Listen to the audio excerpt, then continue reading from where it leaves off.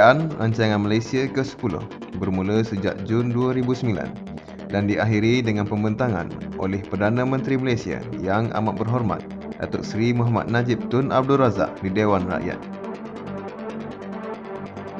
Pelan Rancangan Malaysia ke-10 ini dimulakan 6 bulan lebih awal berbanding dari kebiasaan penyediaan rancangan-rancangan Malaysia sebelum ini.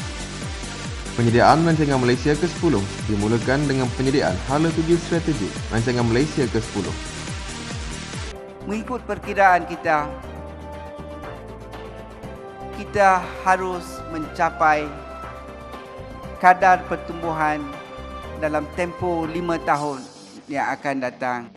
Penyediaan Hala Tuju Strategik ini melibatkan aktiviti bengkel di peringkat UPE, pembentangan rolling plan kepada Jemaah Menteri, mesyuarat dasar, pembentangan kepada Jawatan Kuasa Perancang dan Pembangunan Negara dan pembentangan kepada Menteri di Jabatan Perdana Menteri.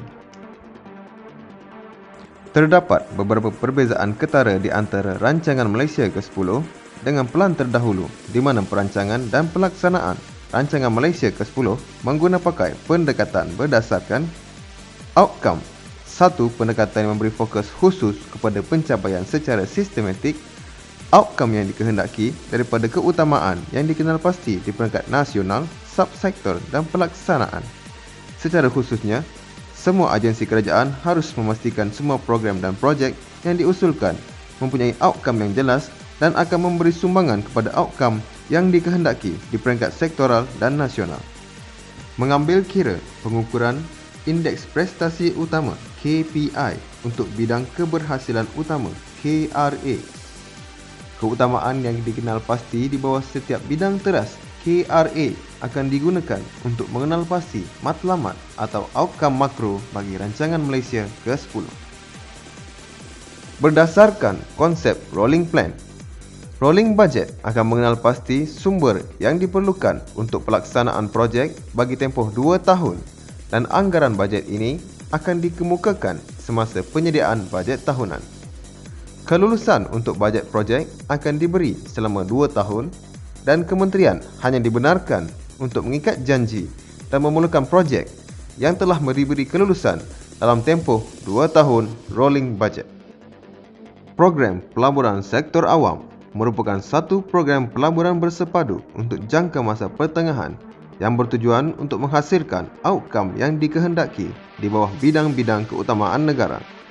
Di bawah Rancangan Malaysia ke-10, kerajaan berperanan untuk membantu dan menyelaras program pelaburan bersepadu ini selama 5 tahun bagi membolehkannya mencapai outcome yang dikehendaki. Modul Economic Planning Units, Ceiling Allocation and Project Selection System atau dengan nama ringkasnya EPU CAPS yang telah dibangunkan pada bulan Ogos hingga Oktober 2010. Tujuan utama EPU CAPS dibangunkan ialah untuk membantu dalam penentuan agihan siling perbelanjaan pembangunan di bawah Rancangan Malaysia ke-10 berdasarkan 5 transmisi nasional serta kriteria pemilihan projek pembangunan secara cekap, konsisten dan berkesan. Garis panduan pertama penyediaan Rancangan Malaysia ke-10 2011 hingga 2015 diedarkan pada 7 September 2009 kepada semua kementerian, Jabatan Persekutuan dan Kerajaan Negeri. Di antara intipati garis panduan tersebut ialah menggariskan hala tuju strategik Rancangan Malaysia ke-10 ke arah mencapai status negara berpendapatan tinggi dan maju menjelang tahun 2020. Garis panduan kedua Rancangan Malaysia ke-10 mengenai penyediaan pelan pelaburan sektor awam 2011 hingga 2012 menyusul pada 17 November 2009. Garis panduan ini bertujuan memaklumkan prospek ekonomi makro serta saiz pelaburan sektor awam bagi tempoh 2 tahun pertama Rancangan Malaysia ke-10, menjelaskan kaedah perancangan dan pelaksanaan Rancangan Malaysia ke-10 serta penyediaan pelan pelaburan sektor awam untuk tempoh 2011 hingga 2012 dan memberi panduan kepada kementerian, kerajaan negeri dan badan berkanun dalam menyedit cadangan, program dan projek yang akan menyumbang kepada pencapaian outcome dalam bidang keberhasilan utama KRA Rancangan Malaysia ke-10 untuk dilaksana dalam tempoh 2011 hingga 2012.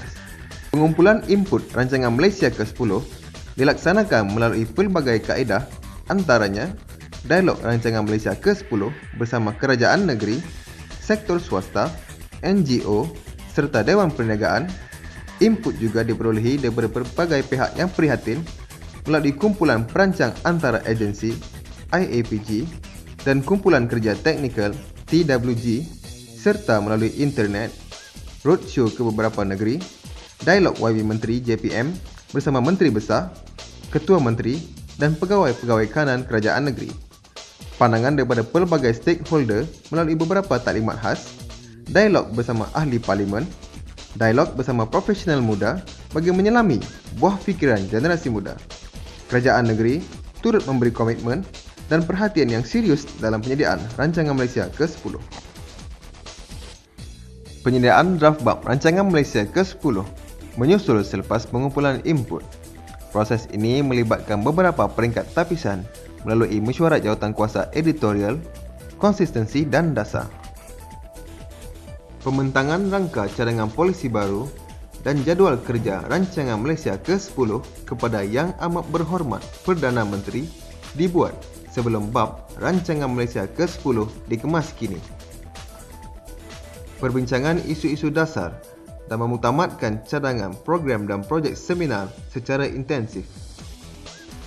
Penyediaan rancangan Malaysia ke-10 diteruskan dengan aktiviti penterjemahan ke bahasa Melayu dalam usaha memetabatkan bahasa Melayu.